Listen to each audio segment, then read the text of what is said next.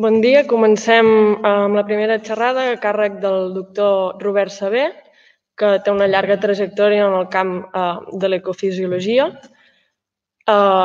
treballant a l'IRTA, en l'àrea de ciències vegetals, i li donem l'entrada a la primera xerrada. Bon dia a tothom. Moltes gràcies per convidar-me a la jornada aquesta. Viu la llarga trajectòria, més que res fruit del pas de la vida. Vull dir que no té més mèrit que això. Tinc també la gran sort de que parlaré amb veu de moltes i de molts.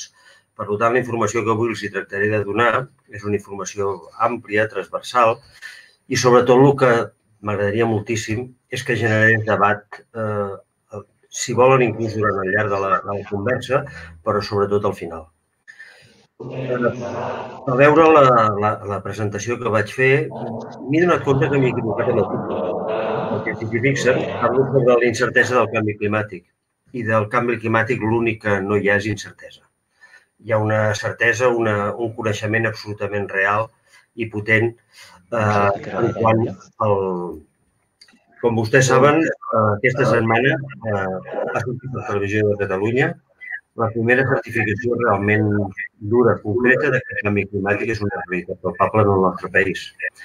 El dia 30 va haver-hi la presentació a càrrec del Servei Meteorològic de Catalunya i l'Oficina Catalana del Canvi Climàtic, en què vam mostrar les projeccions fins a final de segle de la temperatura, de la precipitació i de tota una sèrie de derivades ambientals que poden tenir una gran importància tant per la salut humana com per l'agricultura, que serà el cas que ens ocuparà avui. Però vull destacar-ho perquè va ser la primera vegada que públicament es va dir que el 2050 la temperatura mitjana a Catalunya pujaria uns 3 graus per sobre de la temperatura històrica que se situa en el segle passat. Inclús la persona que va estar fent la presentació va dir d'una manera molt clara i molt palpable que aquesta temperatura ens faria que Barcelona estigués en una situació molt similar a Almeria. Per tant, deixant a part les anècdotes que podem generar que bé, estarem en una situació tèrmica millor i per tant podrem anar en pantaló curt tot l'any, això representa una sèrie de problemes molt importants, que serà una mica els que tractaré d'explicar-los o parlar avui i també de les potencials solucions que tenim. El primer que tenim que tindre clar és que el tema del canvi climàtic no és una cosa que apareixi d'avui per demà i per tant tenim un bagatge de coneixement amplíssim, molt llarg, molt profund.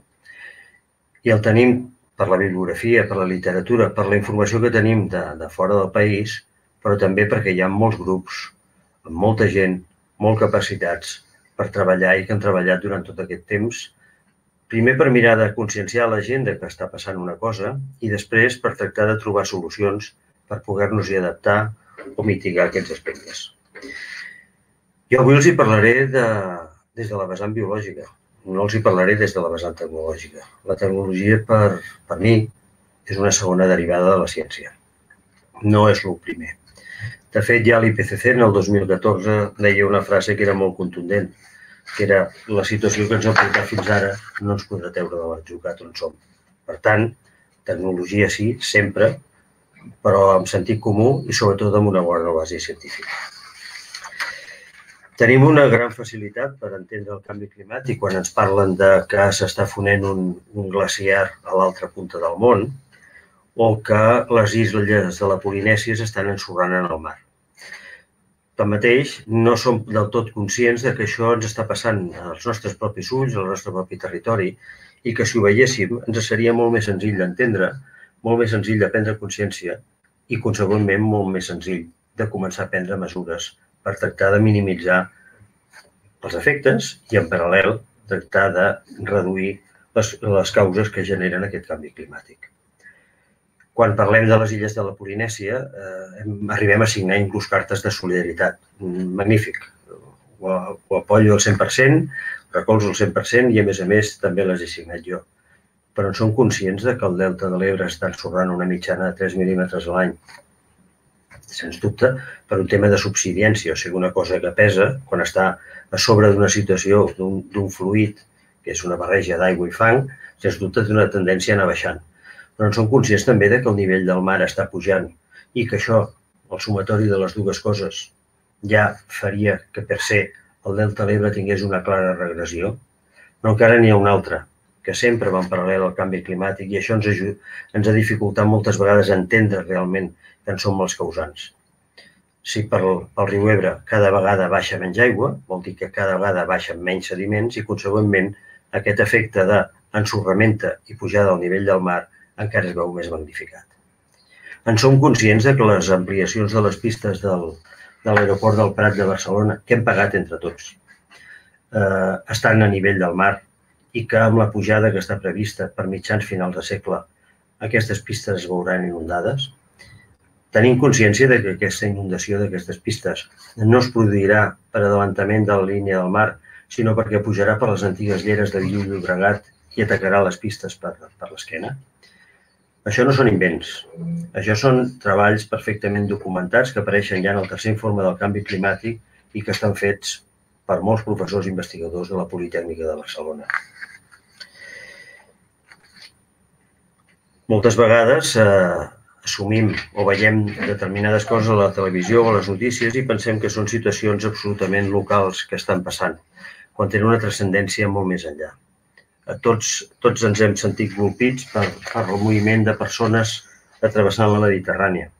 Però si anéssim als informes de la FAO del 2017 ja veuríem que això, malauradament, és un fet de caire universal i que es produeix a diferents llocs del món. I sobretot ve determinat per una qüestió molt clara, perquè cada dia hi ha més escassetat de recursos lligats al canvi climàtic, com seria l'aigua, principalment, i els aliments com a segona derivada.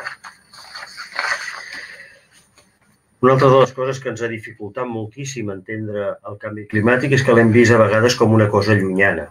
Tothom m'ha sentit parlar de l'IPCC, poques vegades entenem realment què és l'IPCC, que és un organisme de la ONU, però sempre ho hem vist com una cosa llunyana. Pujarà la temperatura a nivell de tota Europa, al Pol Nord, hi haurà un canvi de masses d'aire, els fluxos d'aigua als oceans seran distints, etc.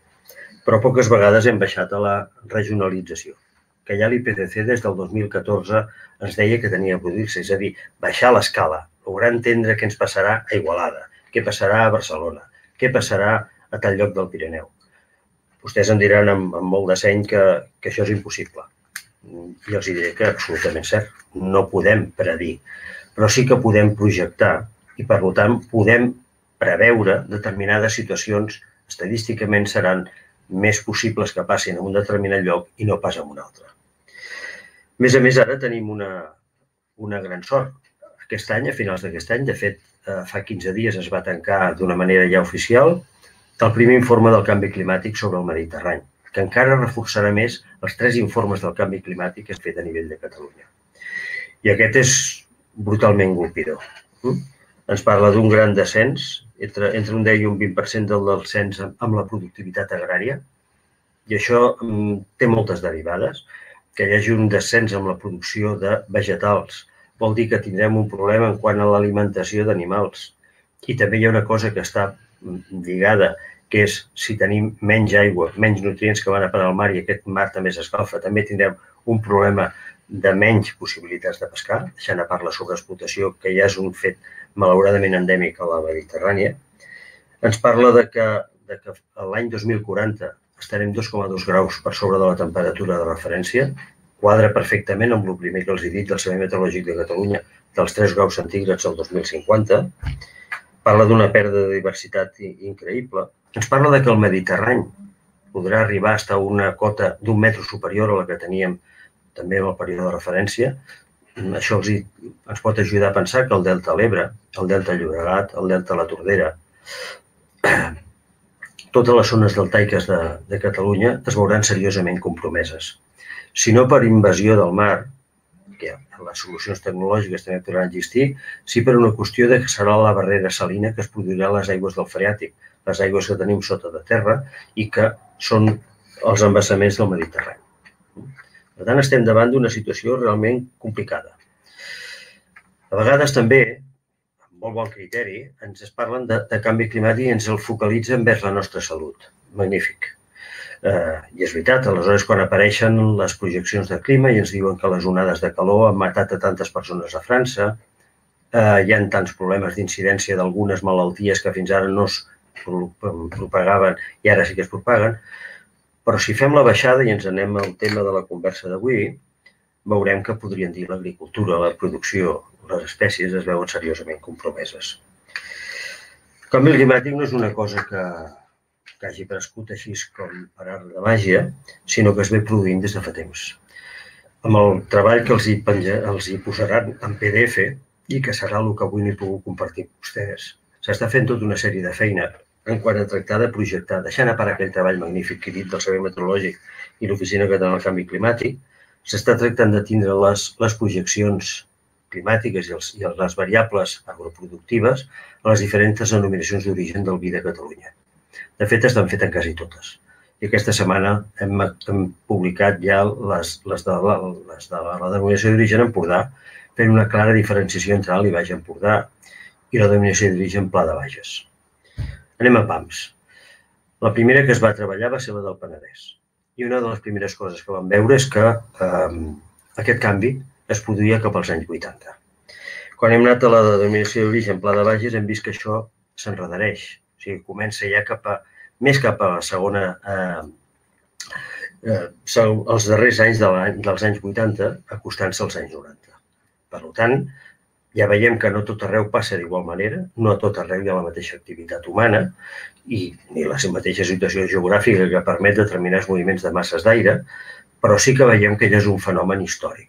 Per tant, el concepte de canvi climàtic, pensin que per una persona com jo, amb una determinada edat, encara tindria una raó de ser, tot i que les coses quan han canviat ja fa molt de temps ja es té que d'assumir com a realitat, però pensin que quan estem parlant amb generacions noves, amb els nostres estudiants de les escoles o dels instituts o inclús de la universitat, no els hi podem ja parlar de canvi climàtic, els hi tenim que parlar de realitat climàtica.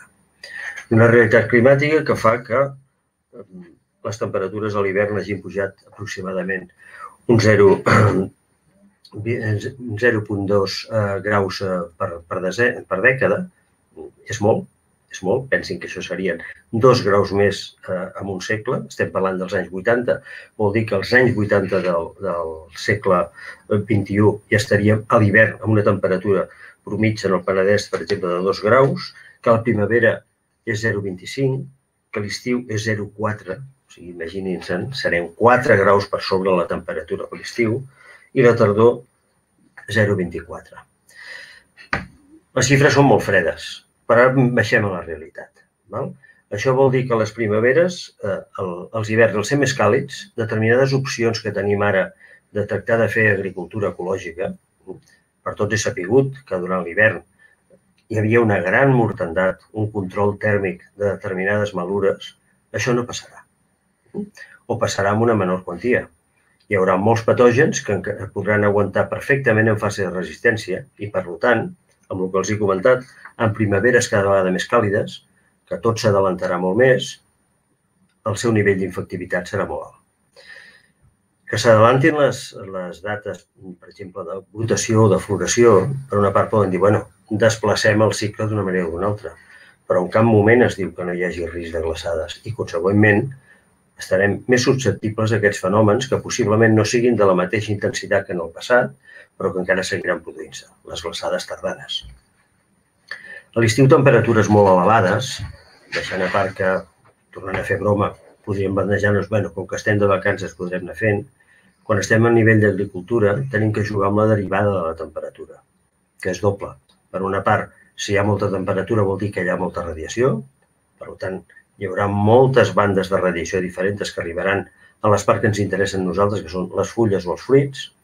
Quan arribin a les fulles generaran una demanda evaporativa molt elevada i com que tenim un problema en quant que la pluja no haurà baixat molt, però sí que serà inferior, tindrem una demanda d'aigua per part de l'atmosfera cap a la planta que farà que s'assequin amb més facilitat.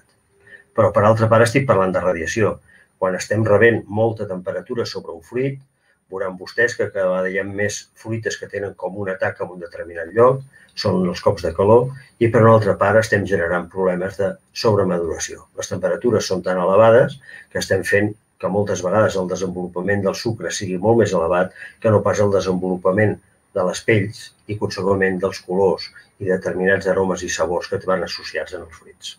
Per tant, estem tenint un problema important Però encara es complica més. Quan arribem a la tardor, tots anàvem a la castanyada abans i pensàvem que, per entendre'ns, ja havíem començat realment l'hivern. Feia realment fred. I, per tant, la situació ja veiem uns camps sense fulles, etc. Ara això no és així. Veiem moltes vegades que molts dels nostres conreus, molts dels nostres arbres, segueixen tenint fulles fins ben entrat el mes de novembre. Això que paisatgísticament no té més valor, on podria tindre, hi ha canvis de colors, que tenim fulles, etc., vol dir que aquestes espècies vegetals segueixen perdent aigua inclús durant la tardor. Si ens trobem en una situació que és que cada vegada tenim menys aigua de pluja, però tenim més evaporació, vol dir que ens queda menys aigua de reserva en el sòl i, consegüentment, es compromet la brotada i la collita de l'any següent.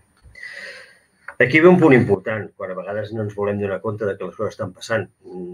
Pels creients, claríssim, i pels no creients, la tradició també té que marcar-nos alguna cosa. Les festes majors, els sants, estaven moltes vegades seleccionats per la data de collita dels nostres conreus. Tenim que pensar que un sant no s'equivocarà. Està en contacte amb les altes esferes i, per tant, no pot tenir errors d'aquesta mena. El que ha passat és així de clar, que s'han adelantat tots els processos, s'ha adelantat la floració, la brotació, la maduració i, consegüentment, la collita dels conreus. I, per tant, resulta que el sant que abans anava perfectament lligat amb això s'ha desplaçat totalment i ha sortit, podríem dir, del marge. Cada vegada ho veiem més amb el treball de camp. Els períodes de vacances que venien associats a després de la collita o just abans de la collita, cada vegada tenim més problemes que això realment es pugui produir d'aquesta manera.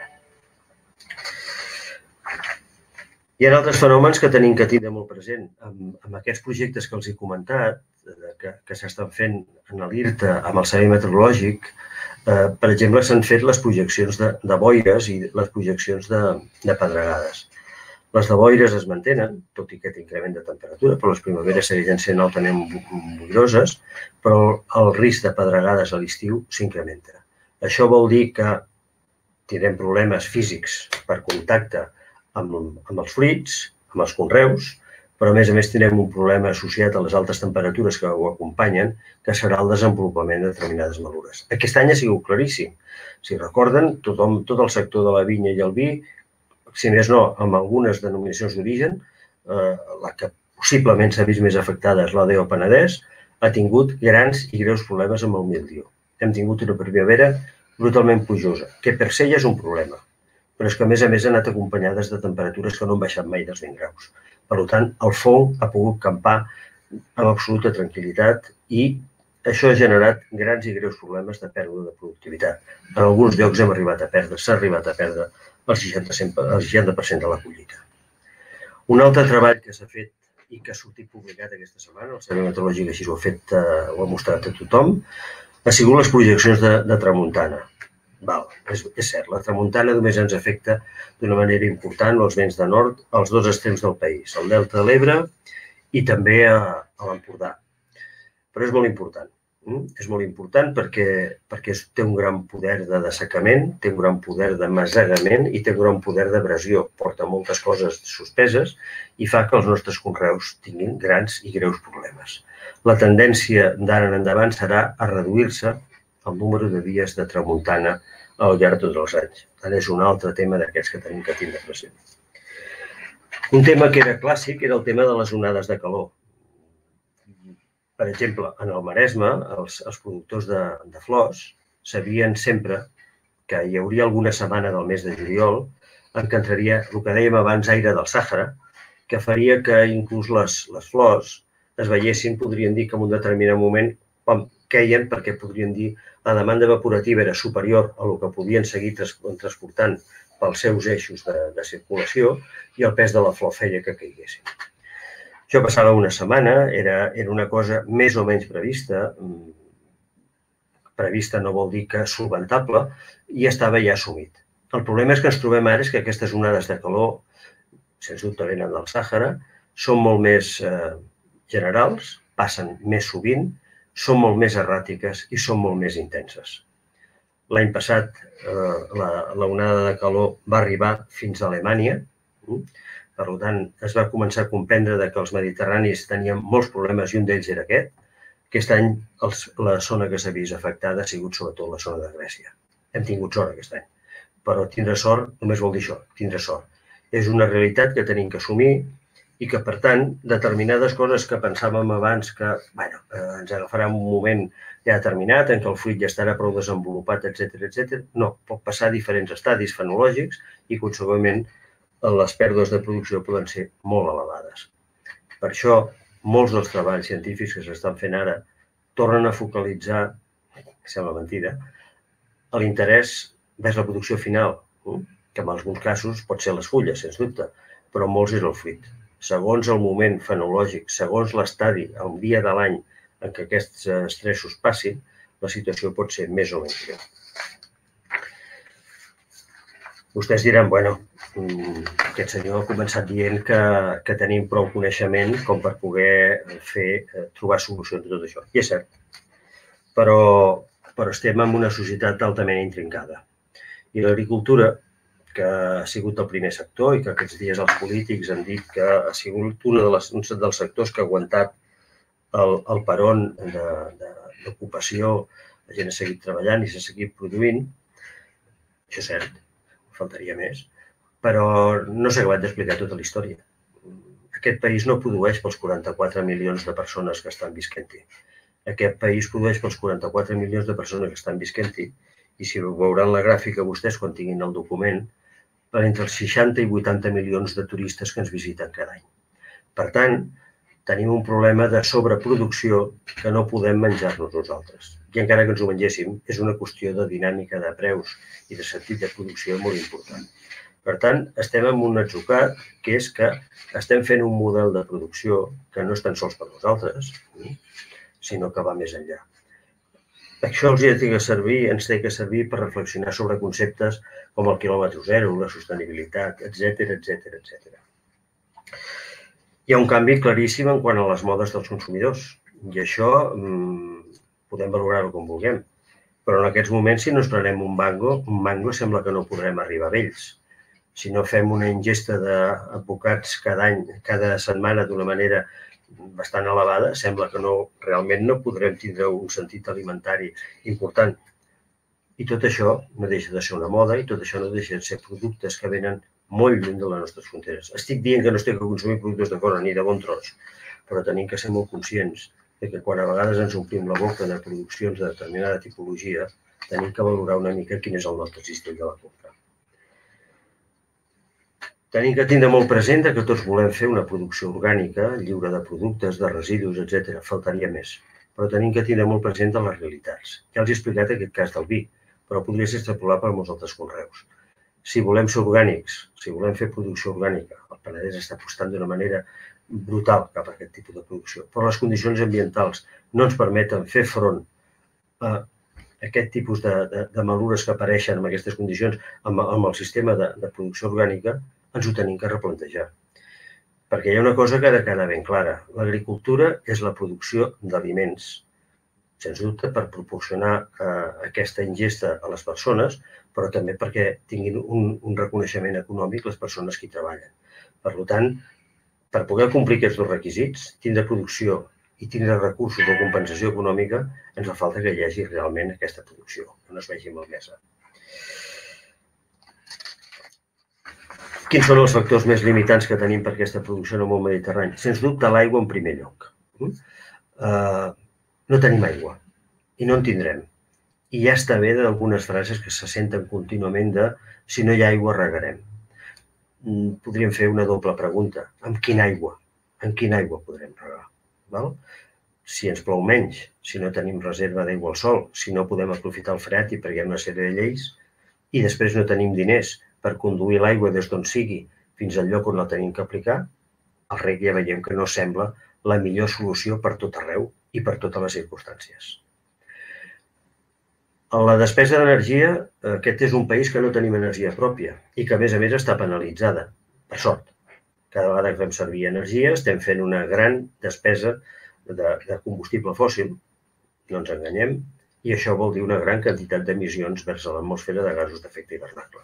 Per tant per la component econòmica de importar aquests productes, com per la component ambiental, importantíssima per nosaltres i pel futur, d'evitar la petjada de carboni, tenim un seriós problema en quant a determinades solucions, com per exemple bombar aigua a més de 100 metres de fondària, transportar-la, donar-li pressió per fer recs localitzats, etc.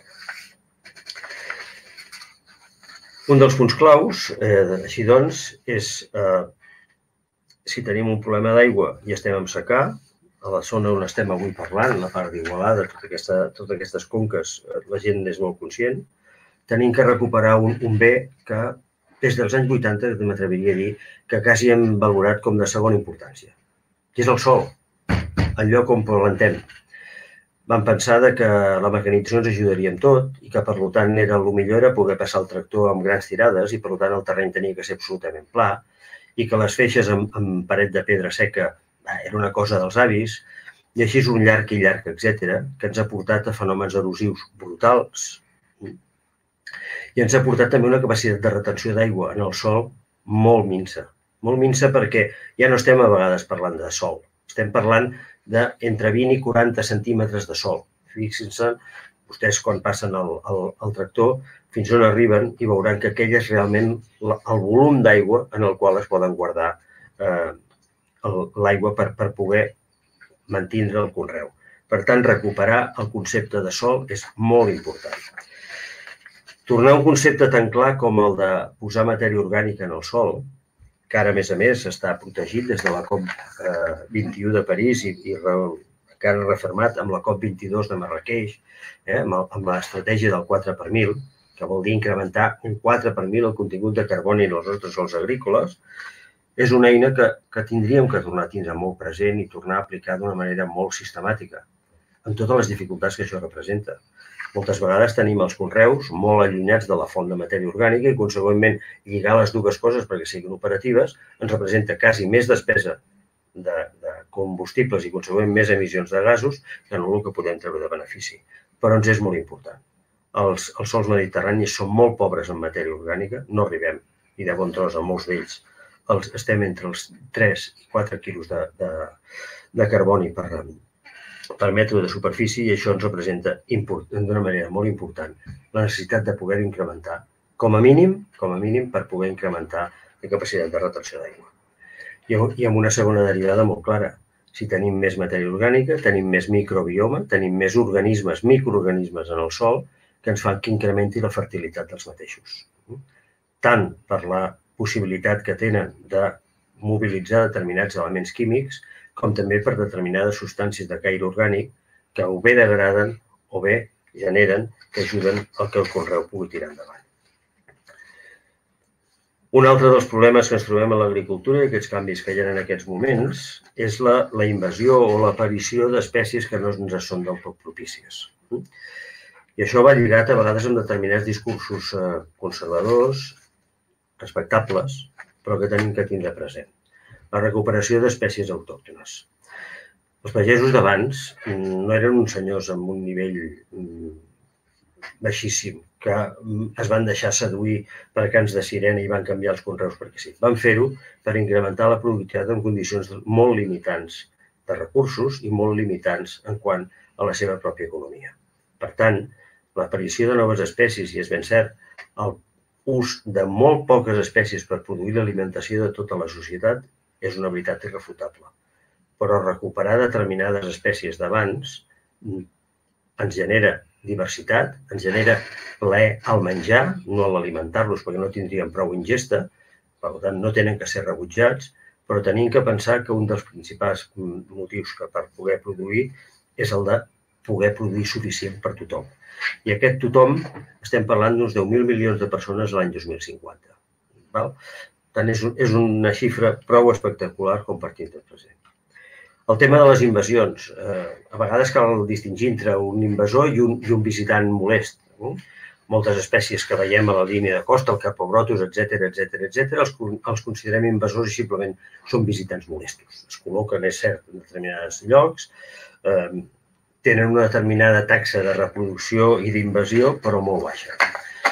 I, en canvi, a vegades fem uns clucs de coses que hem fet nosaltres sense voler i que ens han de servir per pensar que això ens pot tornar a passar amb determinades espècies que posem amb molta facilitat, determinades gramínies, determinades lleguminoses, etc etc.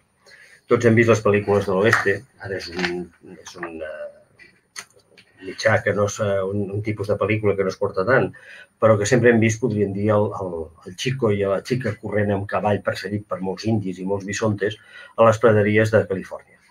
Quan veiem aquestes praderies, estan constituïdes quasi totalment per espècies mediterrànies europees, que van ser introduïdes sense voler pels frares catalans, mallorquins majoritàriament, que estaven a les missions de la línia de costa de Califòrnia i que van intentar reproduir el sistema agrícola propi d'aquí, o sigui, un porc, un bestiar petit, amb sort una vaca, i cereals per poder fer pa i per poder subministrar proteïna ingesta en els animals que tenien. Aquestes espècies no se'n sabia més, tenen una taxa de reproducció i un índex de resistència a la sequera superior a les espècies americanes, o sigui, aquests estan disposats a passar-ho malament durant la temporada seca, mentre els altres tenen un mecanisme d'escape. Si venen mal dades, marxo. Amb la qual encara les poden trobar a les muntanyes que van entre el Pacífic i la vall central de Califòrnia.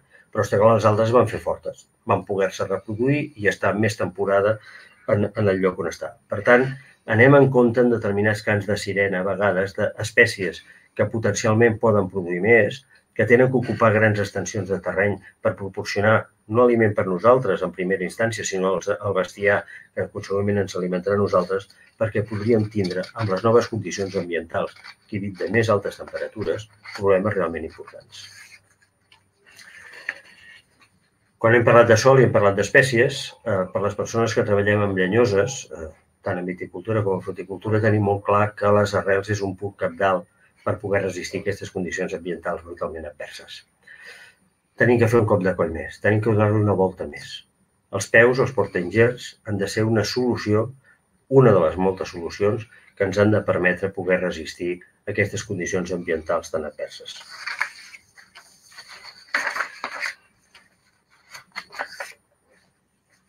Per últim, perquè veig que m'estic passant de temps i m'agradaria molt que poguéssim parlar,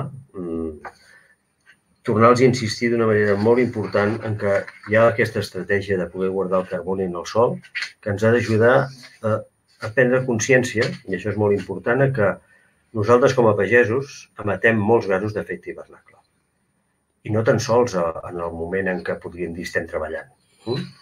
Tots pensem en el tractor. Aquest és important, però tindríem que pensar que l'adob que estem tirant s'ha generat en un procés en què no hem necessitat molta energia per poder-lo arribar a generar. Pensem que quan estem regant, la canonada ve de molts quilòmetres del lloc on estem i, per tant, s'ha tingut que bombar, que pressuritzar, inclús tota la infraestructura que hem generat ha tingut una gran despesa de carboni. Que quan posem l'aigua a pressió per poder fer servir goters i ser més eficients, estem aplicant també energia. Però un cop hem fet la collita, com que collim no pel mercat més proper i assumint que aquest mercat més proper vol dir que avui menjarem peres i ara en tornarem a menjar fins d'aquí quasi un any, sinó que volem menjar-ne durant més temps i després poder complementar-ho amb una altra cosa, etc., produïm més del que toca,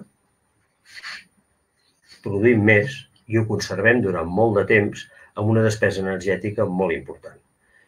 A més, aquest producte, una vegada l'hem mantingut durant molt de temps guardat, el transportem fins a les nostres boques. I això vol dir una altra despesa energètica. Si som conscients de tot això, encara posarem en més valor el tema de poder guardar carboni en el nostre sòl o en les nostres estructures llenyoses. Per tant, aquesta primera eina de conservació dels sòls, aquesta primera estratègia, la tindríem ja que gravar a foc perquè tindríem que començar-la a aplicar ja. És un dels llocs on podem aconseguir guardar més carboni de tot el sistema que tenim nosaltres en el món de l'agricultura. M'atreviria a dir que en el món mediterrani. Per entendre'ns, el que podem guardar en un camp de vinya és equivalent a el que es guarda en una pineda de pi blanc d'aquestes que tenim per aquí al costat, amb un avantatge. Un camp de vinya gasta aproximadament la mateixa aigua, si no, no podríem viure al mateix lloc, però produeix i, consegüentment, genera riquesa manté població, genera benestar, genera cultura i manté paisatge. Mentre que un bosc de pi blanc consumeix aigua, ocupa paisatge, el pot fer estar maco i tot, però sabem, per desgràcia, que el cicle del foc és cada 25, cada 30 anys i consegüentment es perdrà. Per tant, tenim que començar a pensar en aquestes solucions. I tenim que començar a pensar que, per exemple, hi ha hagut consellers de la Generalitat davant d'incendis importants que hi ha hagut, o també grups de bombers importants, com el Marc Castellnou en els Graf, que estan plantejant que hi hagi una altra vegada un paisatge amb mosaic, en què entremig del bosc, que ha crescut d'una manera brutal i que arriba a ocupar el 65% de la superfície del país, estigui tallat per conreus. Pensem una cosa, que algun dels conreus interessants, com pot ser el conreu de vinya, està brutalment limitat legalment en quant al seu creixement. Per tant, ens toquen mesures de caire adaptatiu, sens dubte agronòmiques, i ens toquen mesures de caire adaptatiu, sens dubte polítiques. Estem ja en ple canvi climàtic. Estem en una plena situació d'emergència ambiental, que s'ha convertit en un greu problema social. No ens enganyem. La Covid ens està tapant un problema brutal que tenim a darrere, que és tota aquella sèrie de coses que els he parlat fa una estona quan els he parlat del canvi climàtic.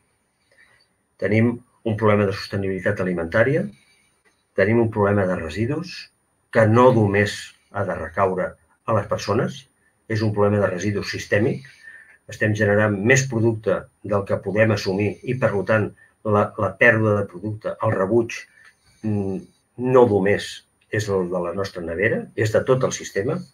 Amb això no estic demanant menys responsabilitat individual, estic demanant més responsabilitat del sistema i els individus formem part d'ell. Tenim com uns factors limitats, com els he dit, molt clars, l'aigua i l'energia i la salut. Determinades pràctiques per poder reduir l'efecte de les malures abans de determinats productes, en aquests moments o està prohibit o tindrà que estar prohibit en un curt termini de temps, perquè afecta d'una manera molt clara a la salut humana. Moltes de les al·lèrgies poden vindre associades aquí. I això només es pot aconseguir amb una triple via. L'educació, basada en un altíssim coneixement científic, la sociologia, tenim que saber a qui ens adrecem i com ens tenim que adreçar per fer-li entendre que tenim que canviar. Em fa molta gràcia escoltar aquests dies que podem arribar a menjar insectes. Insectes ja ho sabem tots.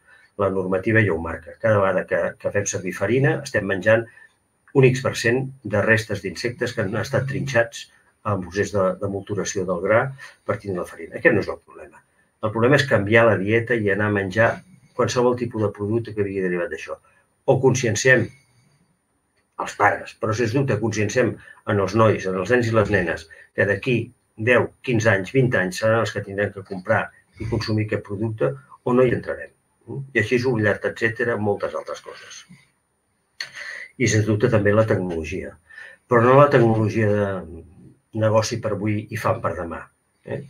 Si fan vostès memòria, veuran que hem passat per 25.000 catxivatges diferents per estar dintre d'un món molt concret de coses. Una tecnologia basada en el coneixement i sobretot basada en una cosa que, de tan evident, a vegades no es fa servir, tot i que és baratíssima, és gratis, el sentit comú. Si volem aconseguir tot això, el canvi climàtic, aquesta realitat climàtica, que és una veritat irrefutable, sens dubte ens farà canviar la vida, perquè sobretot és molt incerta. No sabem com serà any rere any, però sí que ens permetrà fer un desenvolupament social que sigui bo per la majoria de gent. Sí, no pot ser per tothom, que seria l'interès més gran. Moltes gràcies, lamento haver tingut que cantar sense guitarra, però bueno, això forma part de la vida. O sigui, espero que us hagin passat mínimament bé. I ara desitjo les seves preguntes per tractar d'establir contacte. Gràcies.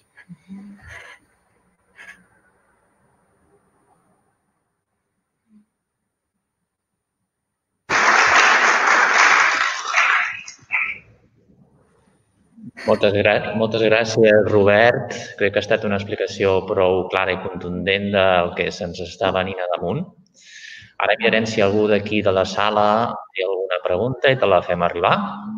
Magnífic, gràcies. Si algú voleu fer algun comentari, és el moment. Ara viva veu perquè ens sentirem molt bé. No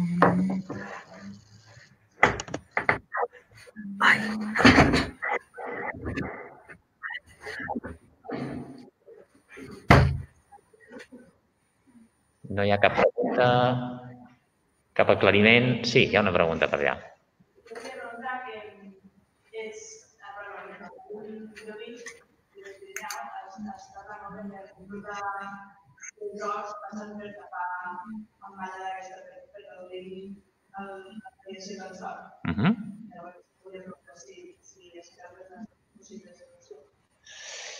A veure, Robert, hi ha una persona de la sala que pregunta, que viu al Pirineu, pregunta que hi ha ara com una mena de tendència a cobrir el que és els conreus i els horts amb malla per protegir de la radiació. I volia saber una mica la teva opinió i aclariments sobre aquest tema. Sí, hola, bon dia i moltes gràcies per la pregunta. Sí, aquesta tendència és molt marcada, però tenim que associar-ho amb altres coses. Parlo sobretot, la meva experiència ha sigut amb les vinyes de tota la part de Tremp i, sens dubte, estan fetes per reduir la radiació i evitar part de cops de calor, però també per reduir la incidència de la pedra. Per tant, és un tema que tenim que tindre present. Si us heu fixat també i aneu cap a la part de Girona, tota la part, podríem dir, del Baix Empordà, veureu que les plantacions de pomera, moltes d'elles estan recobertes amb malles, inclús amb malles de diferents colors, per tractar d'aconseguir un òptim de radiació pel fruit, per aconseguir bones maduracions sense aquell cop de calor que us he dit que afecta una determinada part, podríem dir, del conreu. Tendència a posar malla? Jo faria, si jo fos el pagès, faria aquest escalat. Estic en una zona amb risc de pedregada, i és així, sens dubte aniria cap a la malla. No estic en risc de pedregada.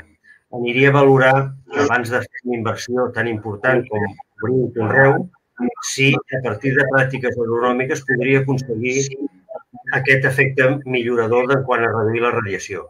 És a dir, mantenir més coberta verda per tractar de protegir millor els fruits, els que siguin, i així aconseguir menys increment de radiació. Però insisteixo, primer faria com un escalat perquè realment és una inversió com molt important. Pensem també que tindre una malla sobre un conreu fa altres coses que no són tan positives. Pluviometries de 10 mil·límetres difícilment la travessen i arriben, podríem dir, a sota. I també una malla, us heu fixat quan hem posat les famoses mosquiteres a les finestres de casa perquè no ens piqui el mosquit a la nit, també la taxa de ventilació és molt més baixa. Per tant, també tenim un problema en quant a la dificultat a la variació de les condicions ambientals al costat del conreu. Ja sé que no dono mai una contestació de cop, però és que penso que tenim que fer aquest escalat. Si hi ha problema de pedra, sí. Si no hi ha problema de pedra, busquem altres alternatives abans de fer una inversió tan costosa que té fets positius però també de negatius.